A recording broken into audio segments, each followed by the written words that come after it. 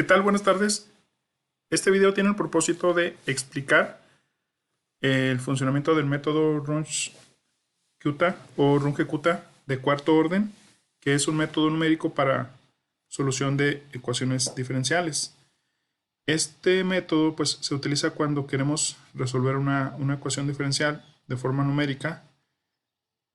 Pues es una manera de resolver también una ecuación diferencial. Digamos que pues, el uso de métodos analíticos, por ejemplo, resolver ecuaciones diferenciales por integración o por variables separables o por ecuación lineal, por factor integrante. Existen muchos métodos para resolver una ecuación diferencial de forma analítica y el resultado pues es que tienes la solución en forma de una función. Por otro lado, hay muchos tipos de ecuaciones diferenciales para los cuales no hay una solución analítica, o sea, no se puede resolver de una forma que nos dé a una solución cerrada o a una expresión. Entonces, en esos casos es donde se aplican métodos numéricos. Pues existen diferentes métodos numéricos, por ejemplo, el método de Euler, aunque es un método muy básico, y pues el otro método, el que vamos a ver o quiero que veamos en este video, es un método que se dice que es el método de Runge-Kutta de cuarto orden. Aquí tenemos las fórmulas que se utilizan en este método.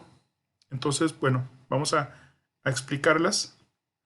Este es un documento de Excel en donde se puede implementar el método, aunque muchas veces también se utilizan lenguajes de programación para poder desarrollarlo. Pero bueno, en este caso pues lo vamos a implementar en Excel sin ningún problema. Pues bueno, en cuanto a las fórmulas, la primera de ellas pues nos dice que el valor, eh, el valor futuro de una función que se indica por el subíndice n más 1 es igual al valor presente de la función que tiene el subíndice n.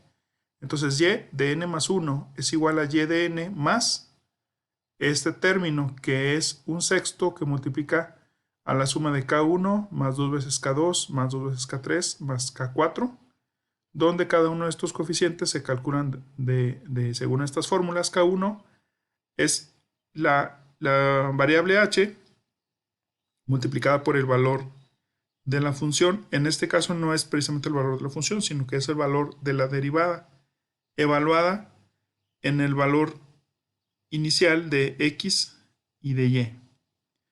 Esa es la K1. La K2 pues es muy similar, nada más que si hay unos cambios en lo que es la x más bueno, lo que es la x subíndice n y la y subíndice n, y depende también del valor de K1. La K3 depende del valor de K2 y la K4 depende del valor de K3. Entonces por eso deben de calcularse en ese orden: primero la K1, la K2, la K3 y la K4.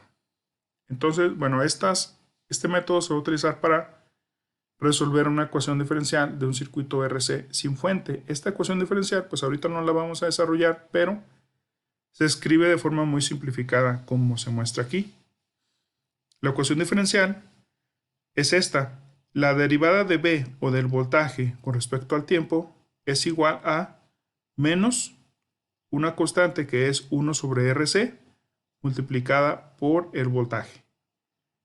Este es un problema de valor inicial, y el valor inicial cuando el tiempo es igual a 0 es 10. Entonces esto significa que si obtuviéramos la función, resolviendo esta ecuación diferencial, si obtuviéramos la función del voltaje con respecto al tiempo, el valor cuando el tiempo es igual a 0 es 10. Entonces este es el voltaje en un capacitor de un circuito RC sin fuente, un circuito que solo tiene un capacitor y una resistencia. Muy bien. Entonces, bueno, para desarrollar estas fórmulas aquí en esta hoja de Excel, pues vamos a hacerlo de la siguiente manera. Como les digo, esto se puede hacer en un lenguaje de programación, pero pues se facilita también hacerlo en Excel, sobre todo porque pues es un método, casi todos los métodos numéricos son iterativos, ¿Qué quiere decir? Que lo tienes que hacer varias veces, n cantidad de veces, para llegar a la respuesta completa. Muy bien, entonces escribimos primeramente algunos valores que van a ser constantes, como por ejemplo este parámetro o esta constante 1 sobre RC. Aquí le vamos a dar el valor de 1. H significa el valor del incremento. Entonces, en este caso, como les mencioné que va a haber n iteraciones, entonces va a haber lo que se va a incrementar es el tiempo. En cada iteración, el tiempo se va a incrementar en un valor de 0.1. Este incremento puede ser mayor o menor, pero pues este es un buen valor. Si se hace mayor, resulta menos exacta la solución. Si se hace menor, resulta más exacta, pero toma más tiempo o se hace un poco más complejo resolver. Vamos a dejarlo en 0.1. Este valor xn, en este caso, es la variable independiente, y en realidad, pues como esta es una función del tiempo, pues este va a ser el valor del tiempo. Entonces vamos a comenzar en el tiempo igual a 0. Yn es el valor de la variable dependiente, que en este caso es el voltaje en el capacitor, y es un voltaje igual a 10. Entonces aquí estamos poniendo la condición inicial. En esta parte, cuando tiempo es igual a 0, voltaje es igual a 10, aquí la ponemos. Entonces, vamos a pasar a calcular los coeficientes. Entonces, el coeficiente K1, ¿sí? Aquí tenemos una fórmula, le doy clic, y aquí nos aparece la fórmula, que ya la anoté, pero la fórmula es simplemente lo que nos dice esta expresión, que es h por el valor de la función en los valores actuales. Entonces, h es la celda C21, aquí está, multiplicado por el valor de la función. ¿Cuál es el valor de la función? Pues este es el valor de la función, o sea, la expresión de la ecuación diferencial. Entonces es menos por el valor de 1 sobre RC, que es la celda B21, por el valor de la celda E21, que es la YN, o lo que es el valor del voltaje, ¿sí? Entonces aquí estamos multiplicando el valor del incremento C21 por el valor de la constante 1RC con signo negativo, porque eso nos dice la ecuación diferencial, por el valor del voltaje, que es esta celda, ¿sí? Entonces, introducimos esa fórmula, le damos enter y nos aparece así. La siguiente constante es K2. Esto nos dice el valor del incremento, que es de nuevo C21, multiplicado por la función evaluada en xn, más un medio del incremento yn más un medio de K1. Entonces, en realidad, la función, pues solamente tiene como variable yn, no tiene como variable xn. ¿Qué quiere decir? Que aquí en esta parte no es función del tiempo, solamente es del voltaje. Entonces, en este caso es C21, que es la H, multiplicado por menos B21, que es la menos 1 sobre RC, multiplicado por, y abrimos un paréntesis, el valor del voltaje, que es E21, más 0.5 por el 1 medio, por K1, que K1 es la celda F21. Entonces aquí tenemos la fórmula, cerramos los paréntesis y le damos enter y nos aparece ese valor. Las siguientes constantes, pues de la misma manera, esta sería h por el valor de la función. Esto no se pone porque no tenemos el tiempo, y tenemos yn más un medio de K2, entonces ya dijimos C21 por B21 por E21 más 0.5 de G21 de K2. Y con la constante K4, pues terminamos esa parte, que sería H, que es C21 por menos B21, que multiplica a E21 más H21, que quiere decir E21, lo que es el valor de la Y, más H21, lo que es el valor de la K3, que es lo que nos dice en la fórmula de K4. Entonces ahí colocamos las constantes y ya nada más nos falta calcular ahora el valor siguiente de la función, ¿sí? Digamos que este es el valor para el tiempo actual, y de n, y y de n más 1 es el valor para el tiempo siguiente, o sea, después de una iteración.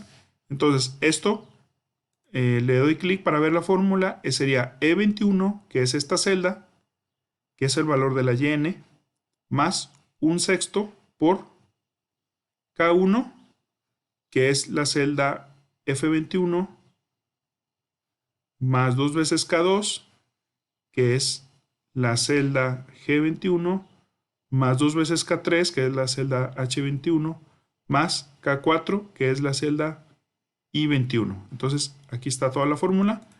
Le damos Enter y nos da ese resultado. Muy bien. Entonces, ya que tenemos esto en las celdas, pues habría que hacer que se reprodujeran las fórmulas durante una cierta cantidad de celdas. Aquí estas van a ser constantes, entonces no queremos que cambien. Entonces simplemente los anoto 2 veces y arrastro la celda y vamos a llevarlos un poquito más abajo, más o menos por aquí. Vamos a regresarnos.